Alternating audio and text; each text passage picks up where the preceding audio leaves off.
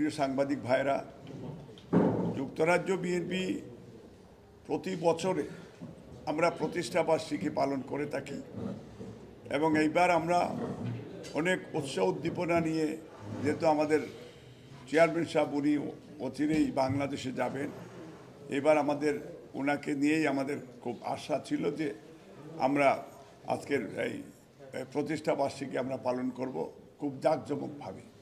প্রবাসীরা, আমরা ন্যাশনালিস্টরা আমরা সিদ্ধান্ত নিয়েছি আমরা অফকোর্স আমরা প্রতিষ্ঠাবার্ষিকী আমরা পালন করব। এটা পালন করব আমরা, এটা দোয়ার মাধ্যমে, এটা মসজিদে কোরআন খতম সহ দেশের মানুষের জন্য আমরা দোয়া করব, বিশ্বের মুসলিম উম্মার জন্য দোয়া করব, দেশবন্ধু বেগম খালেদা জিয়া তারেক রহমানের জন্য, আমাদের সবার পরিবারের জন্য আমরা দোয়া করব। আর আমরা যুক্তরাজ্য বিএনপি আজকে সিদ্ধান্ত নিয়েছে এবং এটাতে আমাদের কেন্দ্রীয় নির্দেশও আমাদের রয়েছে যে আমরা যেভাবে উৎসাহ উদ্দীপনা নিয়ে আমরা যে ফান্ড তৈরি করব, এখন 10,000 হোক, 15,000 হোক, 20,000 হোক, হোয়াট এভার, আমরা বসে আবার আগামী রবিবার আমরা এই ফান্ডটা রেজ করব এবং এই ফান্ডটা এবার টোটালি আমরা এখানে ব্যয় না করে এটা বাংলাদেশের ডিজাস্টারের যার যে এলাকায় আছে সেইখানে আরও আমরা চেষ্টা করব যাতে সুন্দরভাবে এই ফান্ডটা দেশের মানুষের কাজে লাগে। এটা আমরা আজকে সিদ্ধান্ত নিয়েছি। আপনাদের সহযোগিতা অত্যন্ত জরুরি বলে আমরা মনে করি। আমরা আপনাদের সহযোগিতা কামনা করছি ইনশাল্লাহ।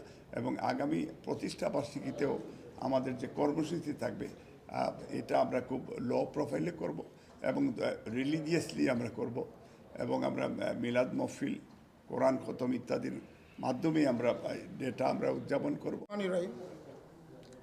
ইতিমধ্যে আমাদের যুক্তরাজ্য বিএনপির সংগ্রামী সভাপতি আল হাজিম মালিক সাহেব আপনাদেরকে ব্রিফ করেছেন, আপনারা জেনেছেন। আপনাদের মাধ্যমে যুক্তরাজ্যে বিএনপি নেতৃবৃন্দ সহ প্রবাসী বাংলাদেশি সবাই জানবেন এবং বাংলাদেশের মানুষ সবাই আপনাদের মাধ্যমে জানবেন। প্রত্যেক বছর আমাদের বাংলাদেশ জাতীয়তাবাদী দল বিএনপির প্রতিষ্ঠা বার্ষিকী খুব জাঁকজমকভাবে আমরা পালন করি। এবার আমাদের মধ্যে আরেকটু বেশি জাঁকজমক, কারণ দীর্ঘদিন পরে বাংলাদেশে এই অবৈধ জালিম সরকারের পতন হয়েছে। এরপরে বাংলাদেশে এই যুক্তরাজ্য বিএনপির সকল মানুষ এবং প্রবাসী বাংলাদেশিরা খুব উজ্জীবিত। আমাদের এই প্রতিষ্ঠাবার্ষিকীর সামনে রেখে আমরা প্রস্তুতি নিচ্ছিলাম।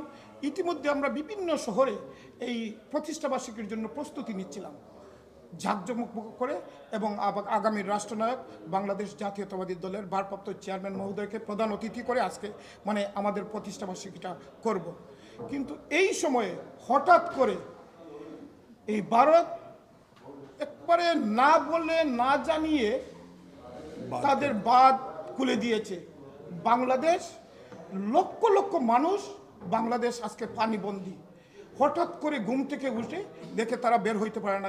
ইতিমধ্যে অনেক মানুষ মারা গিয়েছেন, আল্লাহ রাব্বুল আলামিন তাদেরকে বেশ নসিব করবেন।